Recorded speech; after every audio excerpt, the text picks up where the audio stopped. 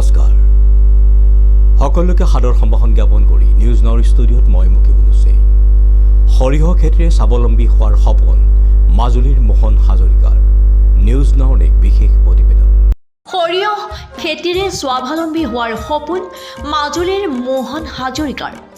যি সময়ত কৰ্মসংস্থাপন বিচাৰি ৰাজ্যৰ হাজাৰ হাজাৰ যুৱক নিজ ৰাজ্য এৰি আন ৰাজ্যলৈ গতি কৰিছে, সেই সময়ত মাজুলীৰ গায়ন গাঁৱৰ মোহন হাজৰিকা নামৰ লোকজনে নিজৰ গাঁৱৰ সন্মুখৰ চাপৰিত কৰিছে কৃষি বিপ্লৱ। গায়ন গাঁৱৰ মোহন হাজৰিকা নামৰ লোকজনে চাপৰিত বিভিন্ন সময়ত বিভিন্ন ধৰণৰ খেতি কৰি পৰিয়াল পোহপাল দি আহিছে।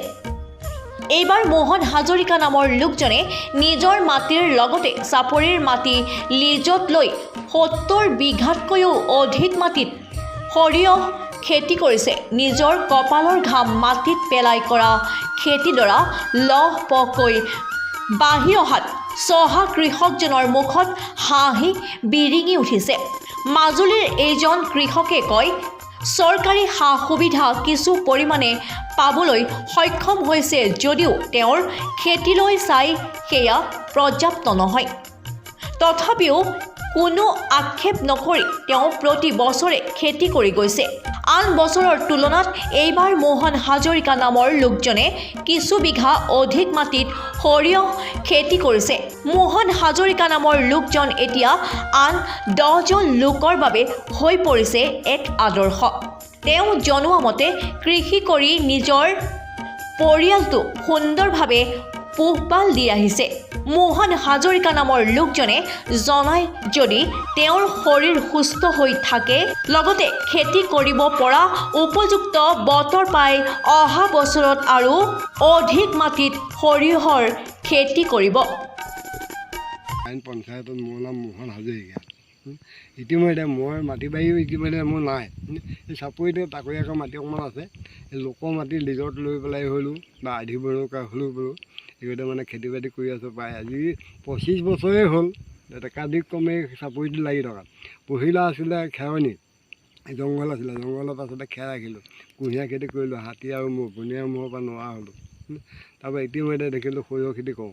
মানুহখিনি অলপ লগভাগ লৈ পেলাই সৰিয়হ খেতিত আয়োজন কৰিলোঁ। আয়োজনটো কৰিলোঁ মানে এইবাৰ অলপ মানে বহল দৃষ্টিৰে সৈতে সৰিয়হ খেতি কৰিম বুলি পেলাই আগভাগ লৈ পেলাই আহিলোঁ। ইতিমধ্যে প্ৰায় 75-76 বিঘামান সৰিয়হ ইতিমধ্যে সিঁচা হ'ল। নিজৰ মাটি নহয় গোটেইখিনি, লোকৰ মাটি লিজত বিঘাত 5 টকা লোৱা হৈছে। চৰকাৰৰ পৰা সাহাৰ্য পাইছোঁ, নোপোৱাকৈ থকা নাই। যিমান পৰিমাণে সাহাৰ্য পাব লাগে সিমান পৰিমাণে পোৱা নাই। যিহেতু 70 বিঘা বা 80 বিঘা মাটি সৰিয়হ সিঁচিবলৈ বিঘাত 3 কেজিকৈ হ'লে কিমান প্ৰডাকশ্যন সৰিয়হ সিঁচিব লাগিব। ইতিমধ্যে সাৰটো লাগিবই, হাল বোৱা ট্ৰেক্টৰৰ পইচা লাগিব। প্ৰায় লাখ টকাৰ ওপৰত এতিয়া খৰচ হৈ আছে। এতিয়া মানে অপাৰ কৰিছোঁ, সৰিয়হখিনি তুলিব প্ৰায় হওঁ অৱস্থা হৈছে, অলপ ৰঙালা আহিছে। ইতিমধ্যে মানুহ লগাব লাগিব। এতিয়া যোৱা বছৰ লগাইছোঁ 600 টকা বিঘাত হাজিৰা, বিঘা চিষ্টেম। এইবাৰতো 700 টকা হ'ব। চব বস্তু দাম বাঢ়ি গ'ল। কাৰণ ইফালে ট্ৰেক্টৰে মাৰিব লাগিব, মানুহ হাজিৰা দিব লাগিব। ইফালে চৰকাৰ মানে মই কৃষি বিভাগৰ যিখিনি কৃষকৰ যিটো পইচা মোক সেইটো পইচাটো মই পোৱা নাইকিয়া, সেইটো মোৰ বন্ধ হৈ আছে। বাকী সেইখিনিকো লৈ পেলাই চৰকাৰে যদি অকণমান মোক মানে ভাল দৃষ্টিৰে চাবলৈ বিচাৰে, কৃষক হিচাপে আমি নিবনুৱা কৰিম কি, আৰু খেতি কৰি খাবই লাগিব। আৰু পাৰিম ভাবিছোঁ যে অহা বছৰলৈ আৰু ততোধিক যদি পাৰোঁ সৰিয়হ আতে যোৱা মই পাৰোঁ, তেনেধৰণে মানে আৰু 70 বিঘা বা 75 বিঘা আগবাঢ়িম বুলি ভাবিছোঁ। এইবাৰ মানে যোৱাবাৰ মই আপোনাৰ সৰিয়হটোৰ প্ৰডাকশ্যনটো কম মানে যোৱাবাৰ বতৰ নাপালোঁ। তাৰ আগবছৰ 1 লাখ টকাৰ ওপৰত সৰিয়হ পাইছিলোঁ। সৰিয়হ মানে কম পৰিমাণ কৰিছিলোঁ, কম কৰোঁতেও পাইছিলোঁ।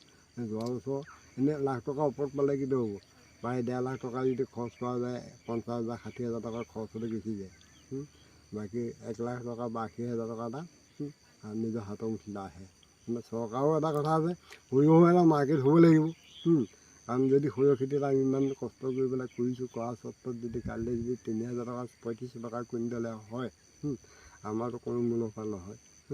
চৰকাৰকো আমি অনুৰোধ কৰিছোঁ যে চৰকাৰৰ মানে সৰিয়হটো প্ৰডাকশ্যনটো বা ৰেটটোক লৈ পেলাই অকণমান আগবঢ়াব বুলি পেলাই আমি চৰকাৰৰ ওচৰত অনুৰোধ কৰিছোঁ।